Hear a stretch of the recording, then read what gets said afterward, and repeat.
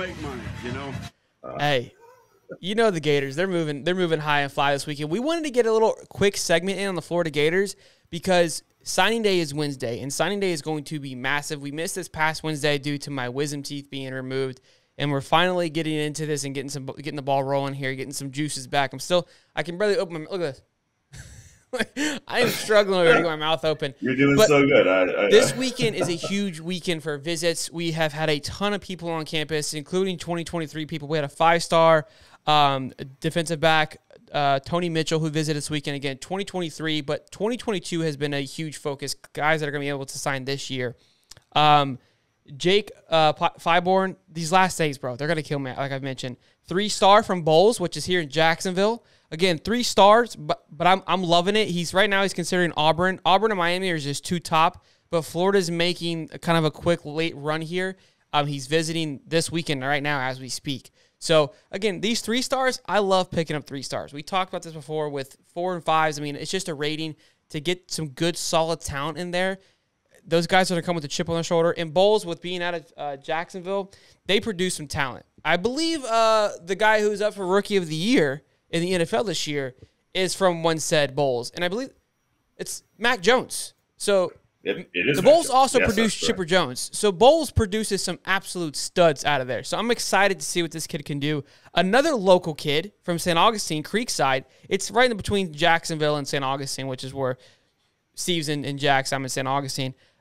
Matthew McCoy here looks like 3-star offensive tackle. Again, another huge visit. These local guys are solid because Gainesville's not too far from us. It's about an hour and a half drive. It's not too bad. It's a huge push for the family to come see them, especially these 3-star guys. I'm sure they're like, hey, mom and dad, let's come watch and visit. So I think that's going to be a great push for these 2 guys to sign. So I'm excited for those 2 visits. It's going to be huge. Some bad news, though, we want to make sure that we comment on all of it, is Jordan James. We talked about him in the previous cast about signing with us, with the Gators. He is a hard commit to Georgia, but he visited Oregon this past weekend and canceled his visit to Florida, which is damn shame. Which is not good. Not good at all. And the reason why is because he went to Oregon. You talked about Oregon being a recruiting powerhouse. They've got what's his face? Phil Knight's money there, right? What concerns me, I'm not too concerned about losing Jordan James. That's not my concern here. My concern is Arlos Boardingham, who's a wide receiver / tight end, also visited him this past weekend. He's between Florida and Oregon. I wasn't too concerned then. This concerns me a little bit because, again, you want to follow where the talent's going.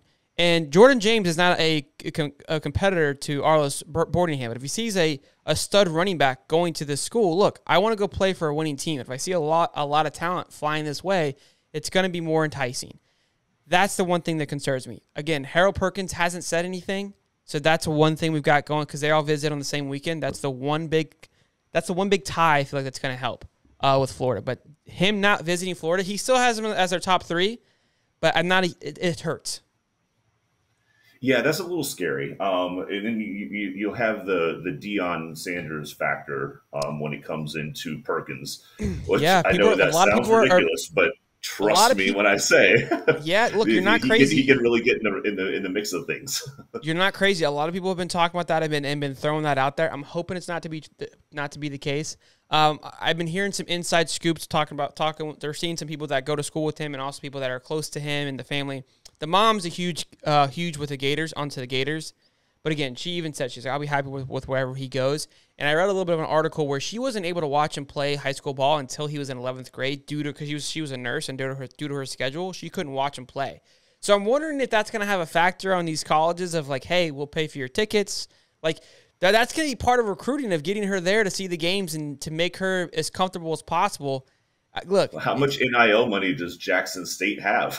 Right? I mean, true. I mean, it's prime time. Where's that money coming from? But I mean, it's maybe prime time's right. Ryan here says overall Florida is 17th in recruit rankings, which is awesome from where we started. I mean, when we started this news, 40s. We were 50s. When Billy picked up. You guys were low 40s in the 50s, depending on where you looked. But Billy has fast-tracked things significantly, so well done for him. Absolutely. The other thing I wanted to talk about, too, is Naquan Wright.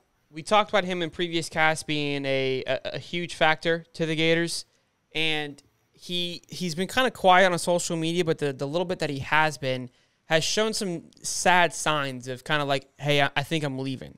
And it doesn't seem crazy because of all the talent that's coming through there with Bowman and Lingard. Again, those guys, they're technically like sophomore season, almost season juniors because they redshirted.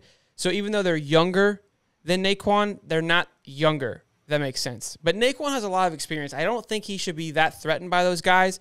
But if those guys are stupid talented and if they come in, he probably sees the writing on the wall where I could lose my job pretty quickly, maybe halfway through the season if these guys' talent is what it is. And again, with Jordan James, with what I heard today, I don't see Jordan James coming, but if he were to come as well, there's just so much talent there right now. We've talked about this. This is what sucks with the transfer portal and the NIL. It's going to be tough to keep all this talent. It's really exciting to see all this talent flowing into the Swamp. It's going to be another thing. I think a lot of people don't think about this, but look, you've got a new head coach coming in, which, don't get me wrong, I think is doing a great job so far. Again, it's a small body of work, but I don't think a lot of people put into perspective the assistant coaches and the off-field staff and all the other people that interact with these kids on a regular basis. And, if you have you always look at the head coach and the offensive coordinator, the defensive coordinator, but it's not just that. It's the linebackers coach, it's the defensive ends coach, it's the tight ends coach, it's the tutors. And I know that sounds a little bit ridiculous, but those are the ones these kids interact with the most. They don't spend a lot of time with the head coach.